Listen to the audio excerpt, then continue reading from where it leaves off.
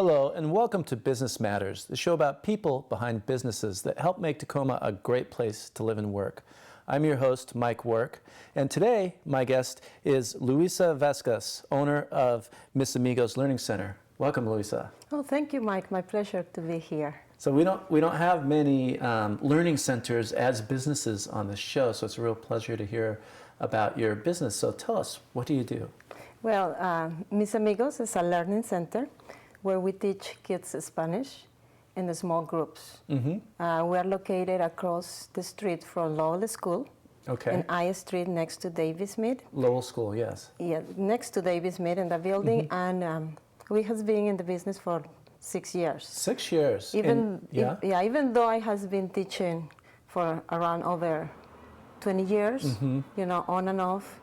So you bring a lot of experience to what you do there. I love teaching. Yeah, and you're good at it. I try my best. I'm sure you're very good at it. That's the thing, when you try your best. I love the kids. My groups are very small. Mm-hmm. We usually have about 8?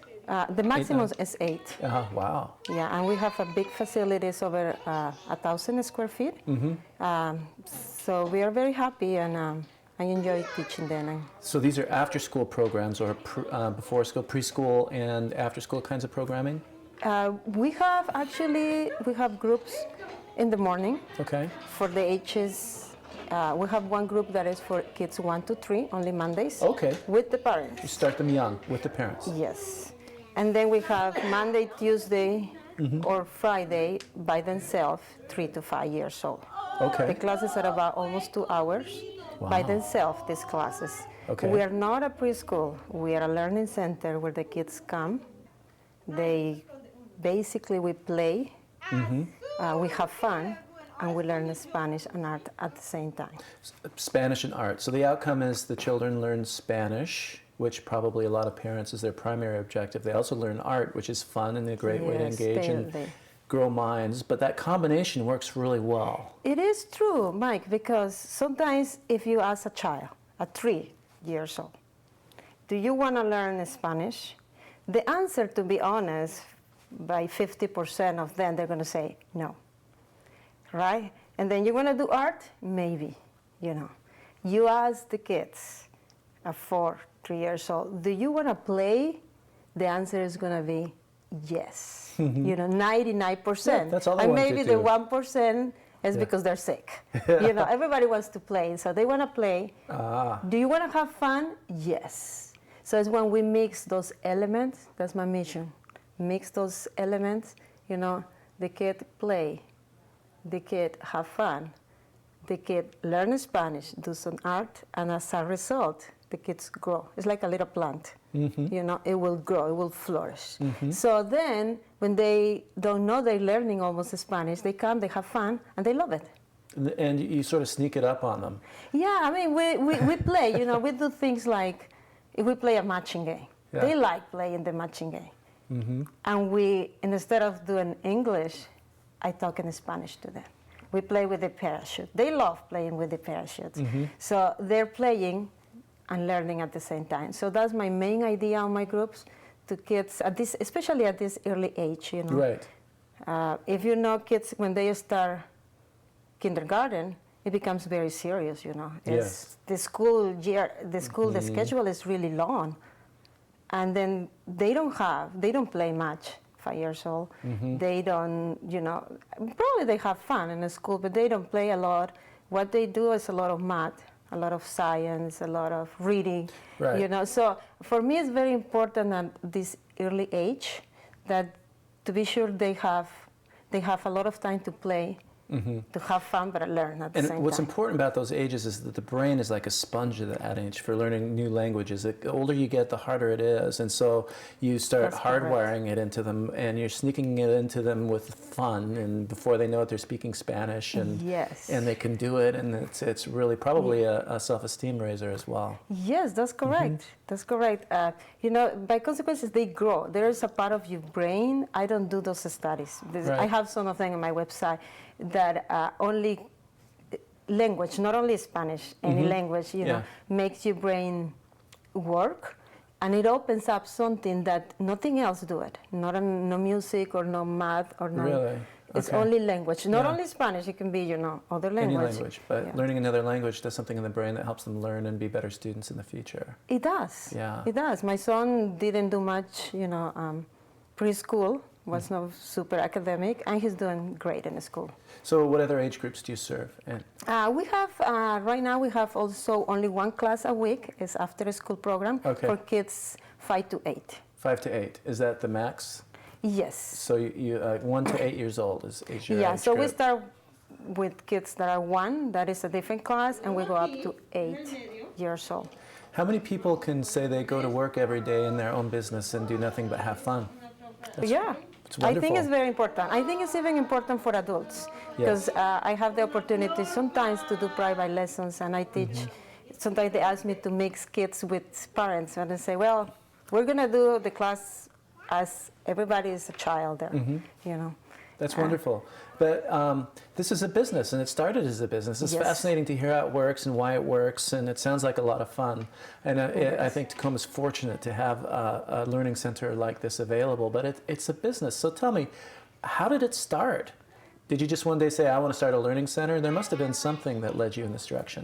Yes, when my son, right now he is 9 years old, and when he was 3, I was trying to find some groups for him, either one preschool or groups where he can have fun. That was my idea, but learn something. I want him to learn something, and either one like music, art, language, and I couldn't find the group. I was looking, and then with some group of friends that they were saying, Luisa, it's wonderful that your son is able to speak both language. Yeah. And I wish that my son can, be exposed to another language, another culture. And I got the idea, why we don't do a group? Everybody say, yes. Ah. Yes, So let's do yeah. a group. So before Mis Amigos was born, we did a group with about 10 kids, maybe 8, 10 Just kids. friends of your son. Friends, yeah, And of friends yours. that I met, in different places, and we got together, and I started doing the classes, and the kids were learning, the parents were happy. Well, you didn't think of it as a class then. You probably thought of it as a play date. Yeah, it was kind of like, like a play, but they were But learning. you structured it because you're a teacher at Yes. heart. You had been a teacher. You knew how. So you taught this group, and some light bulbs must have gone off. Aha! I can do this for others. Yeah. I mean, I have experience teaching before, and I love teaching. Yeah. It almost was by accidentally that I started teaching. I studied graphic design, but I was trained to be a teacher in different seminars, workshops. And when I start, I love it. So what made the jump to make you decide to do this as a business? Once you had worked with your son's friends and so forth, the step to leasing a building, outfitting it, and starting to build your clientele, what was the shift? What made that happen? Okay, so I think everybody enjoyed the group. Everybody was happy. The kids were learning.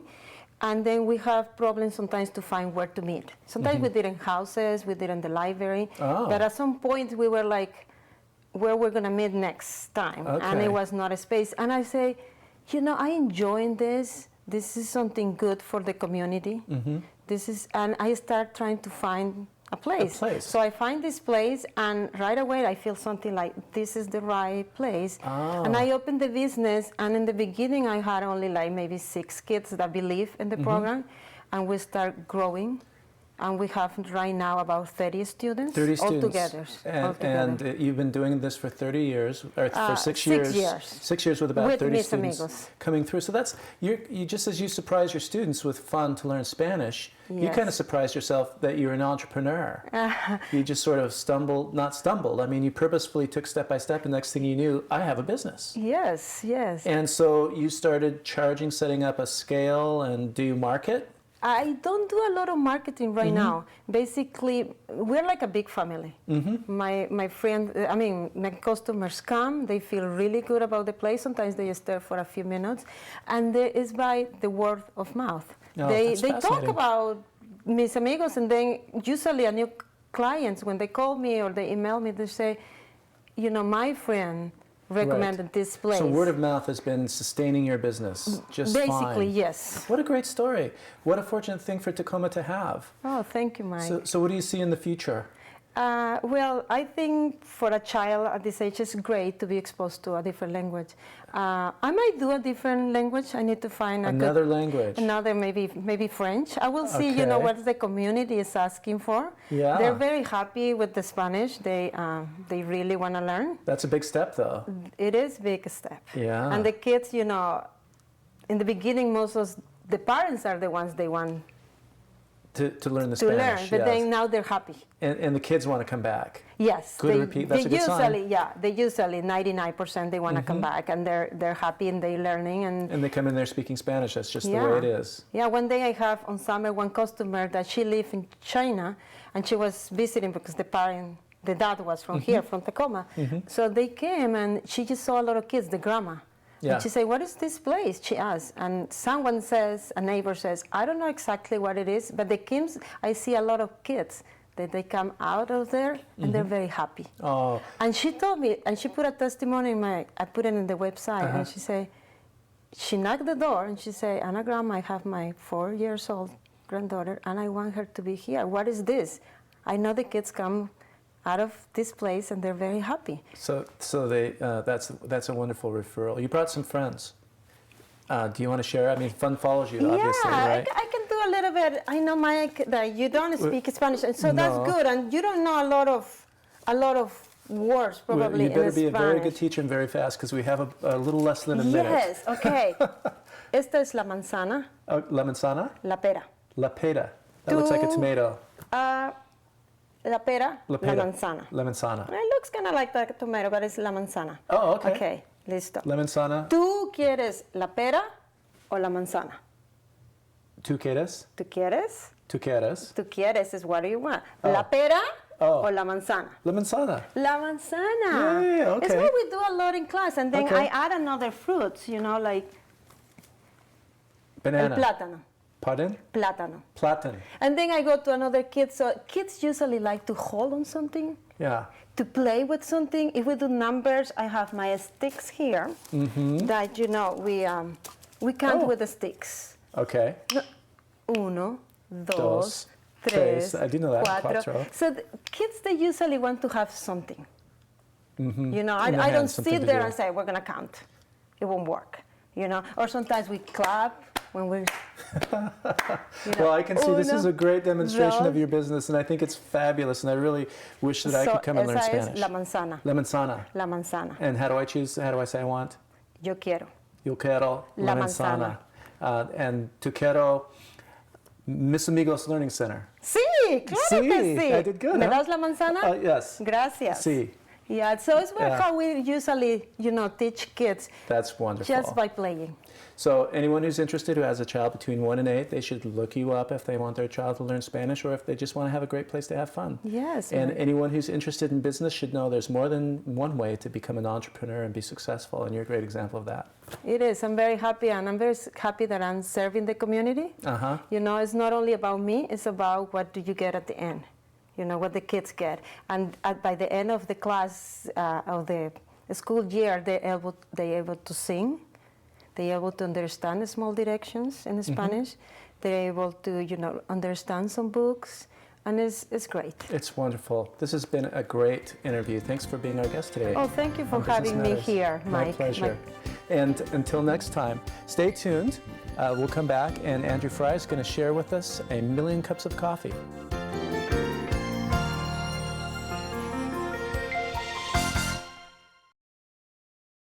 1,000,000 cups of coffee. It's not about the brew. It's about a way of bringing entrepreneurs together to infuse energy into entrepreneurial ideas. Andrew Fry explains on this edition of Tacoma Means Business. Over the last few years, Tacoma and the surrounding area has tried to build a more entrepreneur-friendly environment for those who might like to start businesses. And there have been a number of different organizations, locations, and events that have helped prop this up even more so. We had a South Sound Entrepreneurs Weekend, and we'll have another one as well. There are locations such as Surge Tacoma, an incubator that's come to town, as well as VIBE, the Veterans Incubator for Better Entrepreneurship, over at the University of Washington Tacoma campus. And of course, we also have the Tacoma Entrepreneurs Network, including the college edition run by Lynette Claire out of UPS. Now, in terms of all of these activities, there's another activity that we're going to be trying, and we're hoping that it's not only going to be successful, but that you might want to be a part of it. It's called A Million Cups of Coffee.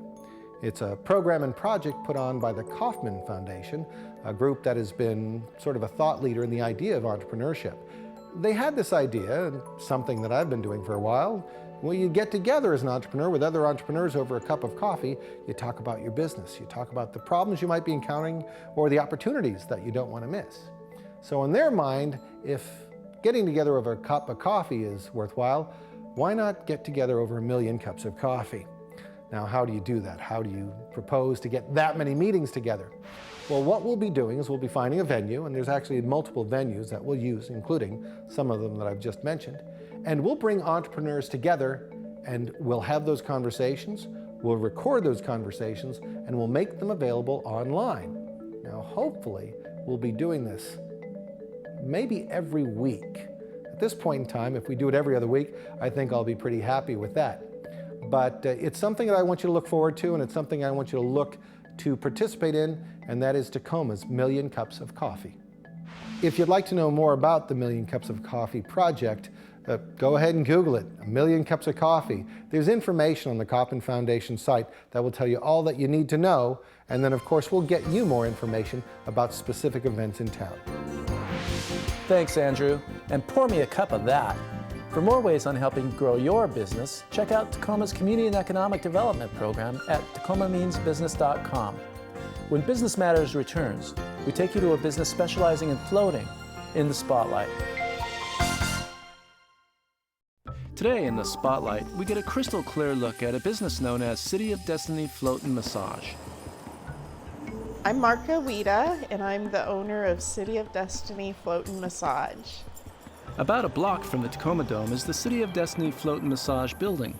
They feature float sessions where customers, called floaters, relax in a shallow, warm pool of Epsom salt water. When you step into our float basins and then you float, you are gravity eliminated, and there is just no other time in our lives when we experience gravity elimination.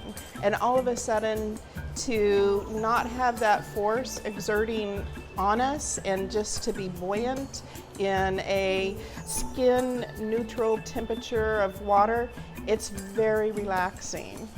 Marka says she maintains a totally dark environment for the floaters, but she left the lights on for Business Matters cameras. She also says the key ingredient for floating is Epsom salt, a lot of Epsom salt. Epsom salt is a mineral, it's magnesium sulfate. And everyone knows if you're feeling tired and fatigued that you can just take a bath and throw in a little bit of Epsom salt. Well, this is 1,000 pounds of Epsom salt. And so because the water is so super saturated, you just kind of pop up like a little cork. The water is only about 10 inches deep and goes through a series of filtration stages. City of Destiny Float and Massage uses floating basins instead of float tanks. Marka says that one of the coolest parts of her business is seeing the reaction of first-time floaters after a session. That expression when they open the door of their float room and there's this wow, this that is the most common expression that I hear. It's a joy to be sitting at the desk at the reception area and to be able to watch this process unfold with every wow moment. What was that? Wow, what was that? And then the laughter, because it is just like that. People are relaxed when they come out of the float. Their mood is lifted. It's wonderful. Floating has been around for more than 40 years, but here in Tacoma it's something new. Marka says she started the business basically because she was a dedicated floater. I fell in love with floating. I had no idea in March of 2013 that in July I would start building my own float center. The other service provided by City of Destiny Float and Massage is massage. The massage that we offer at City of Destiny Float and Massage is one of relaxation. Marka says what her customers value most at City of Destiny Float and Massage is the warm air, the water, and total relaxation. It's about the lifestyle her shop provides in so many ways. customers that have chosen to become members and who are floating more often, what their experience is a healthy lifestyle choice. The relaxation techniques at the shop are based on removing all forms of distraction, including light. Each session is in total darkness.